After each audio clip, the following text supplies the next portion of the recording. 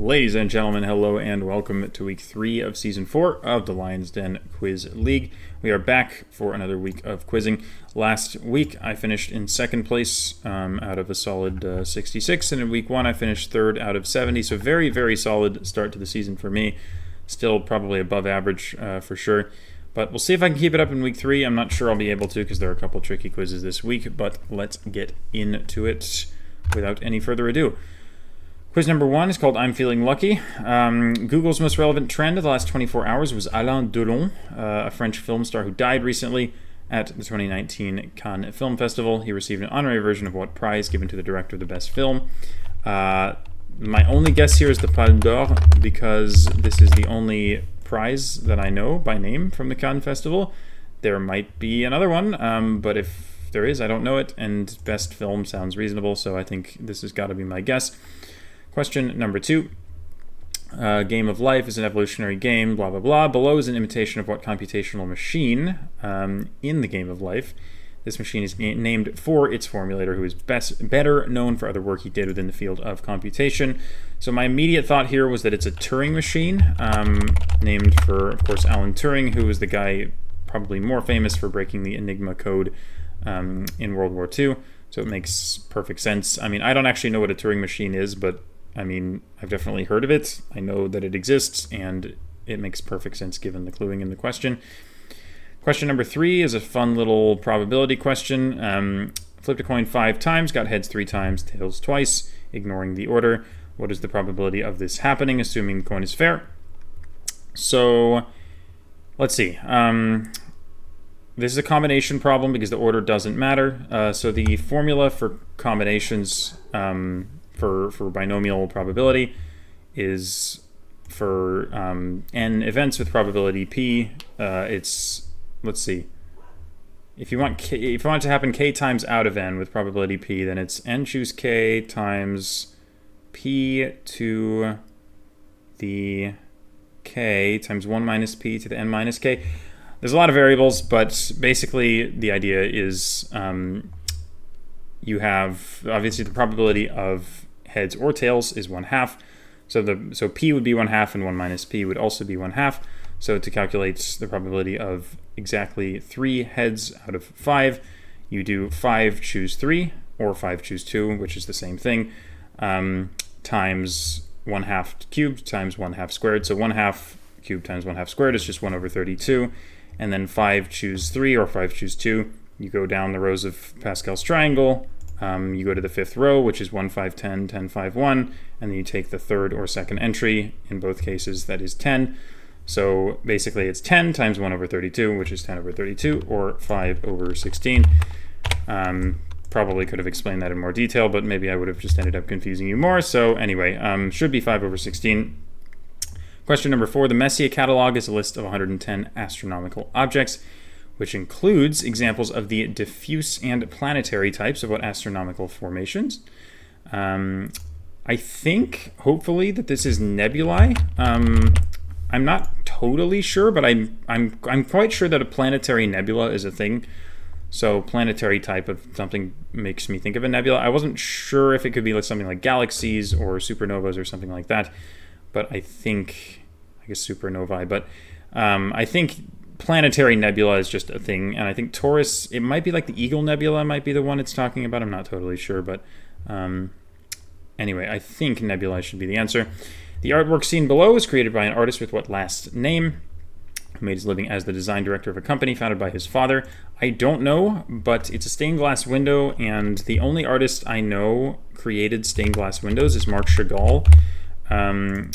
There's an exhibition at the Art Institute in Chicago that's like stained glass windows by Chagall. So it's the best guess that I'm going to come up with here. And then finally, question 6. In the TV show Friends, who does Chandler Bing end up marrying? It's Ross's sister. Her name is Monica. I've never seen an episode of Friends, but it comes up so often in trivia that I've just memorized the characters' names at this point because it's just useful to know. So this one should be Monica. So, as for what to enhance, I'm not totally sure. I honestly kind of want to go for number 3. I'm not sure that 5 is correct. 6 is too easy. 4 is probably reasonable to enhance, but I'm quite sure that 3 is correct. 1 and 2 may be a little too easy as well. People do tend to be good at math in this league, though, so I'm not sure. But they're usually pretty good at science as well, so... Number 5 is probably the best money if you actually know who it is, but I'm just not confident enough. So I will enhance number 3, and I will submit. And Monica, Tiffany, Nebula is correct. 5 out of 16. Turing Machine Pangdo. Okay. Now I have to remember what question 5 was, because whatever it was, I certainly did not say Tiffany, and I'm somehow literally already forgetting what the question was, which is a little bit bad.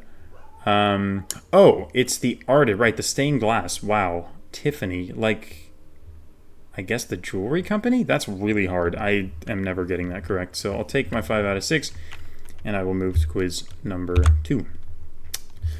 Okay, the fictional Xanadu mansion, built on private mountain, called the world's most expensive private estate, belonged to a title media mogul. So this one took me a while, but I think I came up with it, hopefully. So I was trying to think of movies, because I was like, okay, it's probably not something I've seen, like title media mogul, like what the hell, but I was just thinking of movies, and title character says the name of a vehicle he rode as a child, so this one took me a bit, but I ended up thinking of Citizen Kane, which I think makes a lot of sense. I've never seen the movie.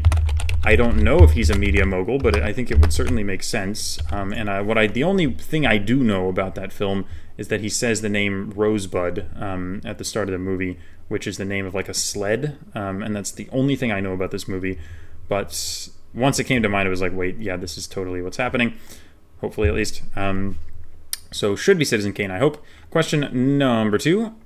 First 2 sections of Hellenica by Xenophon are a continuation of a history of a particular war written by what author, which describes the battles between Spartans and Athenians. So the Spartan-Athenian War was the Peloponnesian War, and the history of the Peloponnesian War is by Thucydides. This is just something I came up against multiple times when I was doing like classics in college, like just history classes and stuff. Thucydides just sort of came up, but that's not easy, so I'm glad that I know what this is. Question number 3. Noble gases was usually inert and unreactive, but Neil Bartlett created the first reaction involving noble gas by combining xenon with a compound of platinum and what element? Highest electronegativity is fluorine. This is just kind of one of those things they tell you in chem class. It's just fluorine is the one that is the biggest electron hog, basically. So fluorine has the highest electronegativity. Question 4. The Mexican hairless is a Mexican breed of dog, best known for being hairless. I'm not even going to attempt to pronounce that, but it also shares with like the Sphinx cat, for example. These are all hairless breeds of animals. Question number 5. In the 1982 film The Gods Must Be Crazy, the main character, She, finds a Coke bottle and journeys to dispose of it after it divides his tribe of San Bushmen. What desert does the film take place in? Languages spoken here include Tu and Khoe. I am so lost in this question, like so incredibly lost. My best guess here is the Gobi, because Tu, like the W, sounds very Mongolian to me, and of course the Gobi Desert is mostly in Mongolia. And then She is like maybe a Chinese name. It's close to Mongolia, so maybe it makes sense, question mark. I'm not sure, but Tu sounds kind of Mongolian, and I have no idea what's going on, so it's kind of the only thing I have to go off of. So Gobi it is. And finally, while most sections of Saint-Saëns' musical Sweet Carnival of the Animals depict animals, the xylophones in the 12th movement evoke what things dancing. More modern song is titled for these things and describe how they shout startling, shrilly screams. I've never heard this song lyric before. I also have never listened to Carnival of the Animals. The best thing that I came up for this was ghosts. Ghosts might shout shrilly screams. It kind of makes sense, I guess. And also ghost dance, I feel like is a thing, but I don't know if it's this thing or something completely different, but I feel like I've heard the phrase ghost dance. I just can't place it, but it might be from this. So I feel like ghost is maybe as good a guess as any. And as for what to enhance on this quiz, it has to be Thucydides. That's surely the hardest thing that I have right here. So I will go ahead and enhance that. And I think I probably have 4 out of 6 here. Maybe more if I'm lucky, but yeah, hopefully 4 at least. And the CAPTCHA is back. What counts as a motorcycle? Does that count? I guess probably. Does that count? Probably not. Okay, that works. Skeletons. Kalahari. Wow. Okay. Hairless, Fluorine, Thucydides, and Citizen Kane. Okay, well, I'm happy with myself for thinking of Citizen Kane. Kalahari. Wow. So that was like Botswana? That's kind of crazy. I don't think I was ever going to think of that. There was maybe some clue in there that I didn't know how to use, but that seemed pretty hard. And then skeletons, I don't know what spooky, scary skeletons is, so that one wasn't going to happen for me either. Unlucky. 4 out of 6 is fine by me. Quiz number 3, the pop culture quiz. I think it's called prop culture, so it's all about props. Optimizing for visual crumbliness and ease of cleanup. Laura McLean developed a recipe involving pancake mix, puffed rice, instant coffee, and gobs of brown glue to create the food items consumed by what children's TV character? This is another one that I thought about for a while, and I think came up with something decent. So I was trying to think of like what would be crumbly and what would be a children's TV character who eats things, and eventually my mind settled on Cookie Monster, which I think makes a lot of sense, because, I don't know, obviously this is like not stuff that you would actually eat, but again, it's a prop, so it doesn't really matter what it's made of. But yeah, children's TV character who eats things. I think Cookie Monster is a pretty good shout. Question number 2, when shooting scenes involving food, most actors don't usually consume anything since they'll have to do multiple takes. But Julia Roberts ate a lot of pizza for what movie? And she fulfilled the first of the 3 title verbs of this film. So she was eating, so I figured the first verb is eat or eating or some form of that. And that made me think of Eat, Pray, Love, which I didn't actually know was a movie, but probably makes sense. I definitely know that it's a memoir. So yeah, I think it just makes a lot of sense, given the first word is eat. So that's got to be my answer for that one. Question 3. Sound engineer Ben Burt combined the sounds of a humming projector and a crackling 70s TV, then played that sound while swinging around a microphone to record it. This was his strategy for designing the iconic sounds made by what items? Short clips of the 2 sounds that were combined can be heard here. I don't have my headphones on, but I've heard it already and I know what my answer is, so I'm just going to go ahead and click it and play it, and presumably you guys will be able to hear it. Yeah, looks like you can. So hopefully you guys heard that. So this immediately made me think of lightsabers. I think it was especially the second sound that sounded kind of lightsaber-like to me. I'm not totally sure because it's kind of hard to tell what 2 sounds make together when they're not actually together.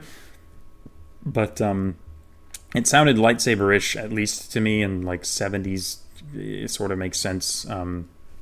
So anyway, iconic sound, lightsaber. I think it makes sense, so that's what I'm going with. Question number 4. During live performances, drummer Bev Bevan uses a fire extinguisher to play a 4-note percussive motif for what song? And then an entire sentence that I've never heard of anything from.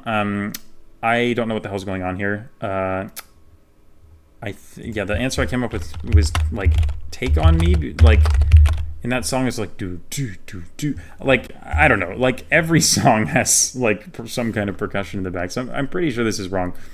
But I don't know what any of these other clues are talking about, so it's kind of hard for me to get anything out of this. I don't know what the album is. I don't know what the songs are. So this is just going to be tricky. But maybe I'll be sad when I see the answer. We shall see. Davey504 built one into a bass guitar, cleaning the dirtiest in case one in dirt, and washed it off. Jack sucks at life, stole one, and sent it into space. What item is being described here? I have no idea. This is, the only person here that I've even heard of really is Jack Sucks at Life. I know he's a YouTuber who has several channels. The only videos I've seen from him are on his geography channel. But yeah, I don't know what he would steal and send it to space. He probably did it on his main channel. And again, I don't watch his main channel, unfortunately. So I don't know what's going on. I thought about this for a bit, but I just didn't think of anything reasonable. So I thought, like, Olympic medals, maybe? Like, color not required makes me think, okay, this is something that has multiple colors, so like gold, silver, bronze. I don't know, maybe built one into a guitar, washed it off from dirt. Like, I feel like that's reasonable. So that's what I'm going to go with. I mean, but I don't know. I don't know. Basically, I have no idea what's going on here. And finally, question 6. Another one that I just have no clue. A playbook containing tips for womanizing, denim jacket saying Robin Sparkles, blah, blah, blah. Taken home by actors after the conclusion, 2014, of what show? No clue. I mean, this is obviously something I will not have watched. I'm just going to guess Glee, because that's a TV show that exists, but I have no idea what it's about or what's in it. But I'm not going to get this question right, so it doesn't matter, unless I get really, really lucky. So, as for what to enhance, one of the first 3, surely. I'm not 100% sure that lightsaber is correct, so I don't really want to enhance that. I don't know how well-known Eat, Pray, Love is. It's probably pretty well-known, to be fair, but I don't know, like, Cookie Monster, like, it seems pretty gettable, too. I'll probably enhance 2, but I don't think any of the ones I have are actually that hard. But, again, 4, 5, and 6, I just don't think I have. So, that's going to be it for me. And we will see how I did in a sec. Cookie Monster, Eat, Pray, Love, lightsabers, good. Mr. Blue Sky. Oh. Really? Okay, so... Oh, that's tough. I've listened to that song plenty of times. So, I didn't know the name of the album. Is it the album with, like, the UFO on it? Because, like, I've... I should probably know the name of the album, but that's tough. Damn, I just haven't heard of any of the other things. That's what I get for not listening to any other ELO songs. A YouTube play button. God damn it. That makes so much sense. Because I mean, they're YouTubers. Like, it makes sense. Damn. And then How I Met Your Mother, I'm not getting that. But YouTube play button, man. You know, that makes... Oh, God. And the color not required. I don't know. That's probably gettable. That's annoying. Oh, 1 second. I gotta show you guys something. Let me pause the recording and I will be right back. Alright, so, on the topic of YouTube play buttons, you guys probably know that I hit 10,000 subscribers on my main channel a couple of weeks ago, which is super cool. But you're probably thinking, wait a second, you don't get a play button for 10K, and you would be right. But it just so happens that the first time I saw my amazing and wonderful girlfriend after hitting 10,000 subscribers, she got me this. And it is so cool. It is a play button that changes different colors. You can't really see the colors that well in the camera, but you can see the text if I can move it properly. And it's like all changing colors, and it has a bunch of different modes, and you can like change the colors and make it go solid or make it blink or whatever. And it is the most amazing thing ever, and I love it so much. So yeah, I wanted to show you guys that. So I now have a play button for hitting 10,000. So yeah, if you're watching, you're awesome. Anyway, yeah, back to the quizzes. Now that is out of the way, let me pause again and get my ring light back on. I turned it off for the sake of the play button being visible, but give me a sec. Alrighty, so that is quiz 3 done. So I will now move on to quiz number 4, which is all about typefaces, I think, if I remember correctly. So, question 1. Pop artist Barbara Kruger is best remembered for her bold use of recognizable text in her artwork. An example of which is seen below. Her style has heavily influenced the design language of what brand, whose logo uses a font remarkably similar to, Futura Bold Italic. So this one is driving me nuts, okay? I have seen this font before. I have definitely seen the logo of whatever it is, but I cannot think of it. I spent so long trying to think of logos that made sense for this. I did think of something that actually makes sense, but I feel like it's wrong because I feel like there's something that I'm not thinking of that is the right thing. The thing that I thought of when trying to think through logos was PayPal, which I think is surely wrong, but also I feel like this kind of looks like the font in the PayPal logo. So I feel like I may be close, but I don't think this is what they want, because I swear, like, I think it's like red, and there's like it's like red and white, and there's like, I can like see it in my head, but I don't know what the word or words are, and it's driving me nuts, because this is totally a font that I've seen before, but I can't think of it. I just can't.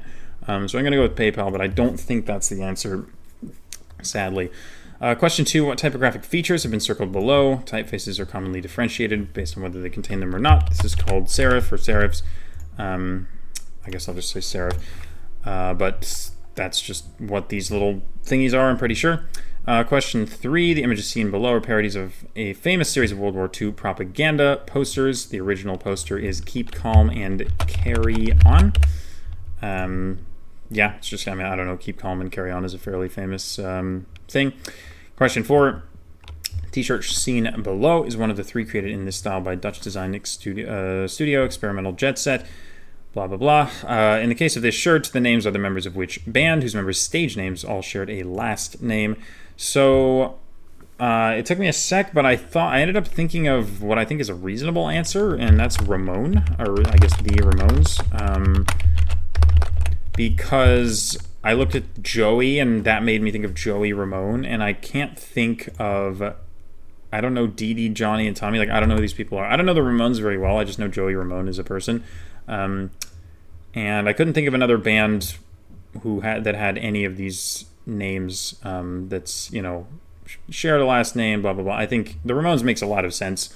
And I'm sure that Dee Dee and Johnny and Tommy Ramone could be people. I just don't know them. But yeah, that's kind of the first thing that came to mind for me. So there's that. Question 5, which author wrote this page of text? It's a bunch of Spanish, and it has the words Aureliano Buendia, who is from 100 Years of Solitude, which is by Gabriel Garcia Marquez. I don't know what most of the other things going on in this question. Oh, it also says Macondo, which is the town that they live in.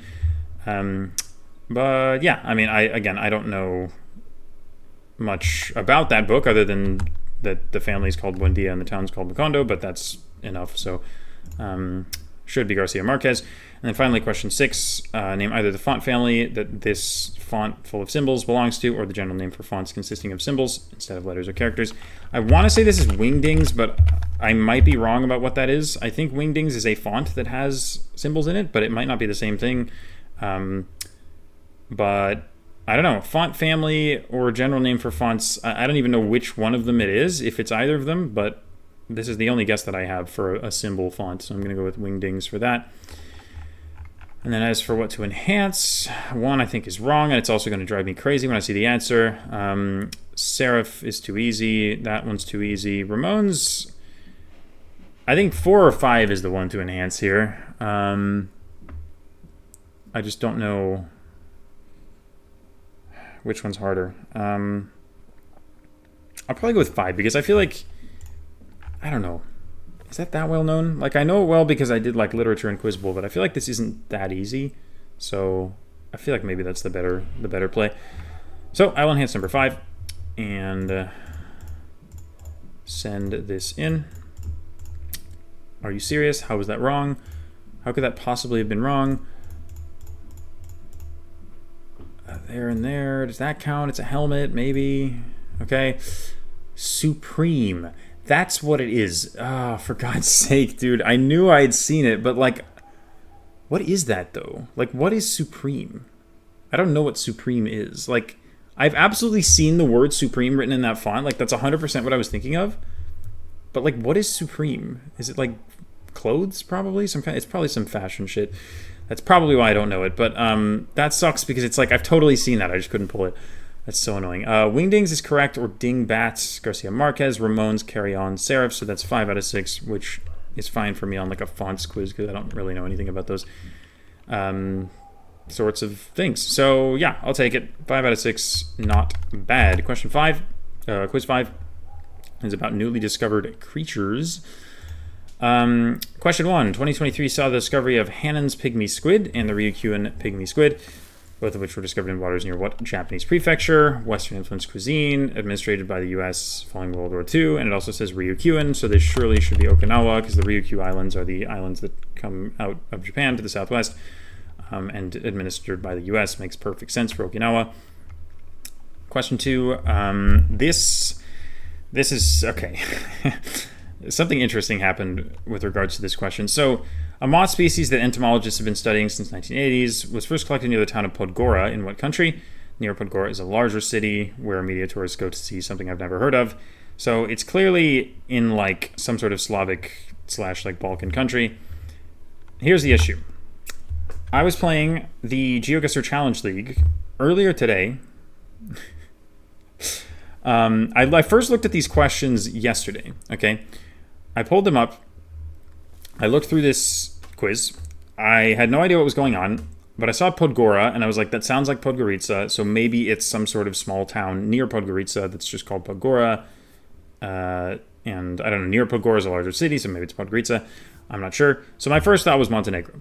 Now, I was playing GeoGuessr Challenge League earlier today, and I literally got a round in the town of Podgora in Croatia. Now, given the fact that I looked at the questions yesterday and that my initial thought was Montenegro, I wasn't sure, but my initial thought was Montenegro.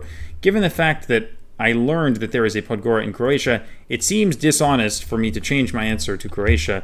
So I'm going to hope that there is the town that I was in was really small in Croatia, but it's close to like Makarska and Split. So it's very possible that this is the correct Podgora. I'm going to hope that there is a Podgora in Montenegro as well that is close to Podgorica, but something tells me it might be Croatia, but again, it feels dishonest to answer Croatia here because I literally saw a Podgora in Croatia, and it just feels like, okay, I probably should not be saying that. So, yeah, a bit weird situation there, but I think I just got to go with Montenegro and hope for the best.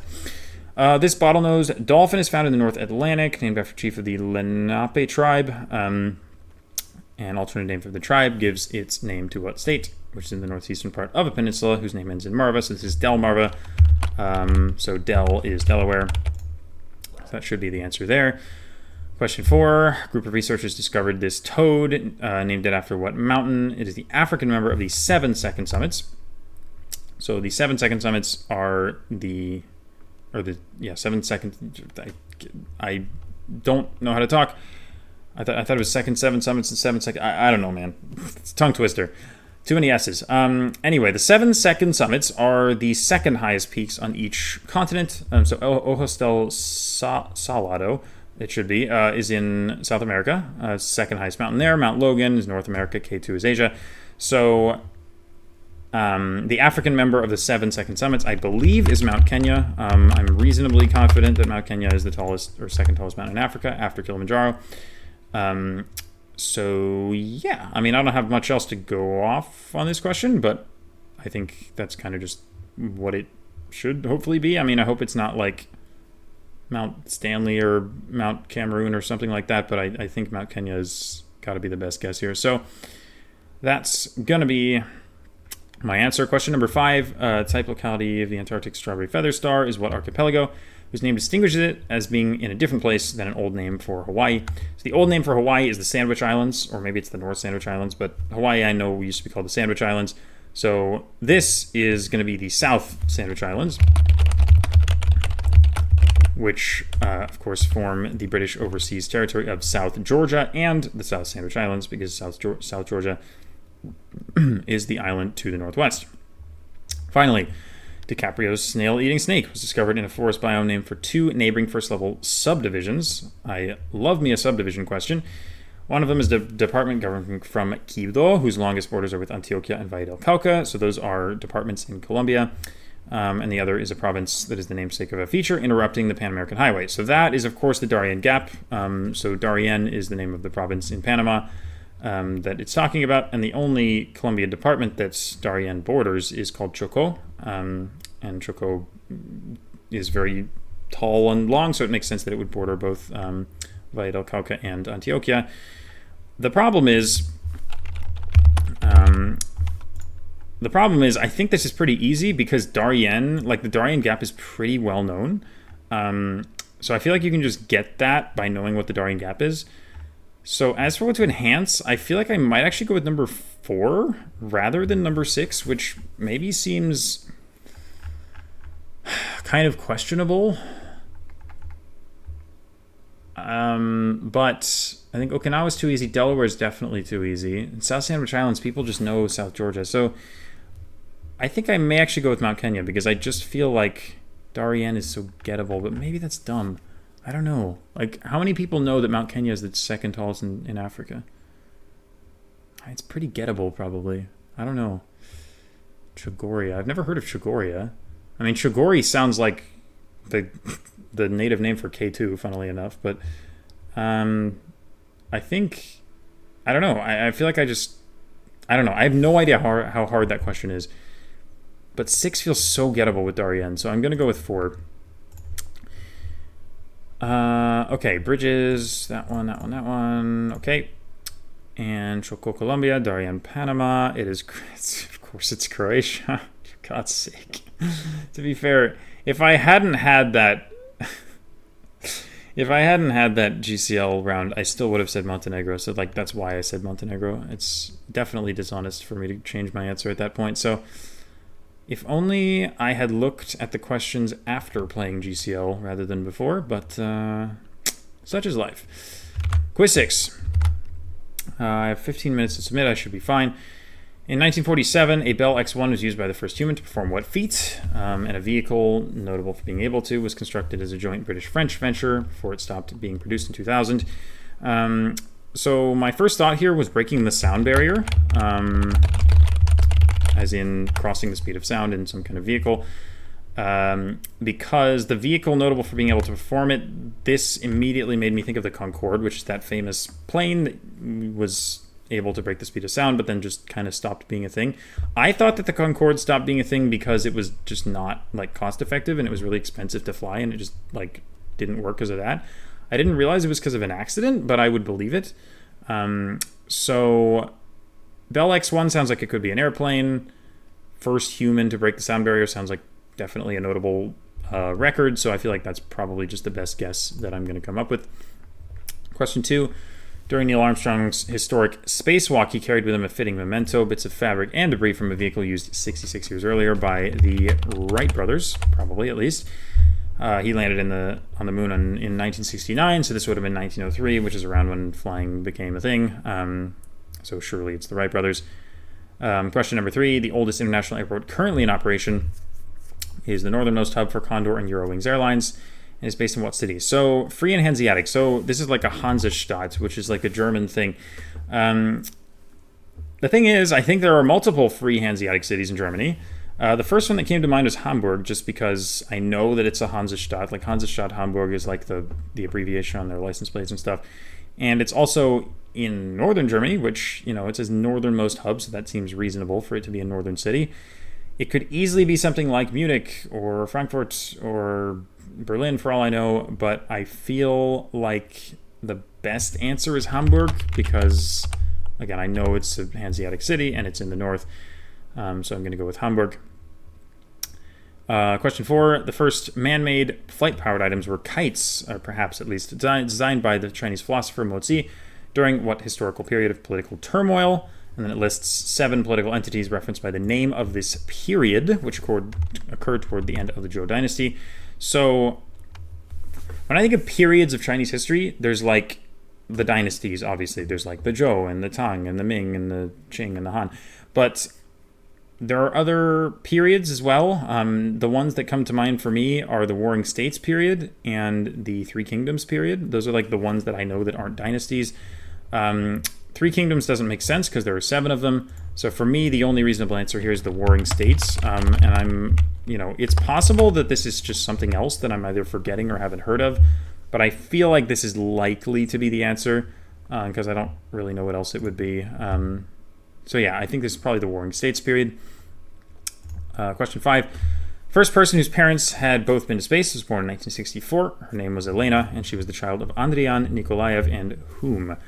So it's a bit of a coin flip for me, because I don't know if Andrian is a man or a woman. My first thought was that it was a man, but I'm not 100% sure about that. Because if Andrian is a man, then the person is going to be Valentina Tereshkova. And if Andrian is a woman, then the person is going to be Yuri Gagarin. But I'm not actually sure which one it is, because I don't know if Andrian is a man or a woman. The names, it almost sounds like Armenian to me, but the name, it sounds, I think, more like a man's name. I mean, I know that Andrei is a common name. I don't know if you add on, does it become female or something? Like, I don't know. But I feel like female names usually end in A rather than AN, so it just looks more like a male name to me, but I'm just not sure. I'm going to guess Tereshkova. All right, I'm going to have to cut that out because it skipped to the top of the screen for some reason. But anyway, I don't remember exactly what I was saying when it cut, but basically, I'm going to go with Tereshkova because Andrian Nikolaev sounds more like a man to me than a woman, but I'm just not 100% sure, and I'm going to be sad if the answer is Yuri Gagarin. So anyway, question 6. In an 18th century demonstration at Versailles, a sheep, a duck, and a rooster were the first living passengers of what type of vehicle created by the Montgolfier brothers? So in French, a hot air balloon is actually called a montgolfière, which is helpful. It's literally the word for a hot air balloon in French. So this, famously the Montgolfier brothers were the first to make a hot air balloon work, I guess. So that should be the answer to that one. And as for what to enhance, I think I have to go with Warring States because that's definitely not easy, and I'm reasonably confident that it's right. So I will go ahead and submit this quiz, and we'll see how I did. Breaking the sound barrier, beautiful. Right, Hamburg, Warring States, Tereshkova, hot air balloon. Let's go. Okay, 6 out of 6. Beautifully done. I'm very happy with that one. I think it's my first 6 of the week. So yeah, good stuff. And we will move finally to, oh boy, the makeup quiz, which is going to be fascinating. So basically, there's some made-up character called Lester the Lion who's doing his makeup. I mean, you guys know how bad I am at fashion. As it happens, perhaps unsurprisingly, I'm also pretty terrible at makeup. I don't know anything about makeup. I think I have a couple of these, so I feel okay about this quiz, but there's definitely a few that I'm not going to get, or at least a couple. So number 1, his morning routine includes a treatment to deal with his acne, topical retinoid treatments, blah, blah, blah. I don't know. Active ingredient is what acid? Originally derived from the willow tree. Adding an acetyl group to one of the oxygen atoms produces aspirin. So my first thought here was, so I was trying to think of like acids. Like I was trying to just think in my head, like blank acid. Like what's a thing that I've heard of that might be used in like skincare. So the first thing I thought of was hyaluronic acid, which is definitely a phrase that I've seen on like skincare products. But you know, I read these quizzes yesterday, and I was thinking about them for a while. And when I opened up this question again, I had a bit of a eureka moment. I saw the acetyl and realized that acetyl salicylic acid is a thing.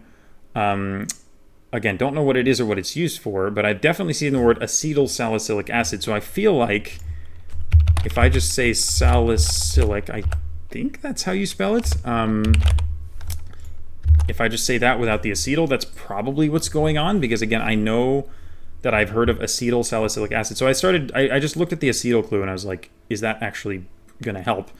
And then, it turns out I think it does, because I think this hopefully is the answer. I hope it's not hyaluronic acid, because then I'm going to be very sad.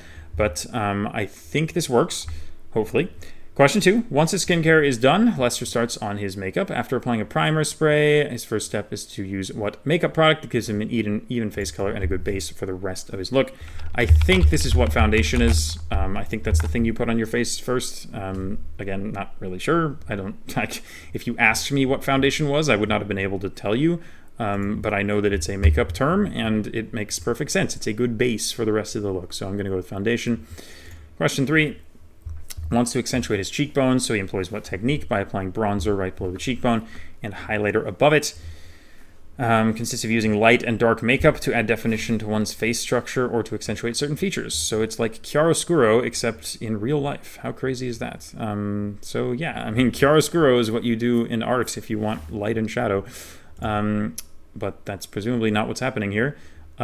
So the best thing I thought of here was like shadow or shadowing, shadow painting, shadow makeuping. I don't know. I'm just gonna say shadow, like light and dark. I know that like eyeshadow is a thing, so like maybe shadowing is a technique. I don't know. I don't know what I'm saying. I'm sure this is wrong, but this is the best I've got. Question 4. Has to opt for a cat eye look when applying eyeliner. He's a bit of a beginner, so he opts for the hyper easy blah, blah, blah, blah, blah. Everything in here is completely useless to me, except then it says maybe he's born with it. Maybe it's Maybelline, because that's just a super famous tagline. So thankfully I didn't need to know anything for that question other than a famous ad tagline. But Maybelline should be the answer to this one. Question 5. He hasn't dealt with his flowing mane yet, so he employs his favorite tool, the Air Wrap, made by what company? Originally based in the UK, made its name creating quiet and high-end vacuum cleaners before branching out into disparate markets. So, not sure on this one. The best thing that I've thought of is Dyson, because I know that that's a company that makes vacuum cleaners. I can't think of another. I mean, there's a couple other companies that make vacuum cleaners. I can't really. I think like Bosch is one of them, for example. I mean, there are a bunch of companies. But I know that Dyson makes vacuum cleaners. I know that they make other things too, because they have like those like hand dryers and stuff. Like I feel like you'll go places and you'll see random products that are Dyson. So I feel like this is a reasonable guess, although I'm far from confident that it's correct. But again, I think it makes sense. Based in the UK, at least it has an English name. I think it's reasonable. So I'm going to go with Dyson for this one.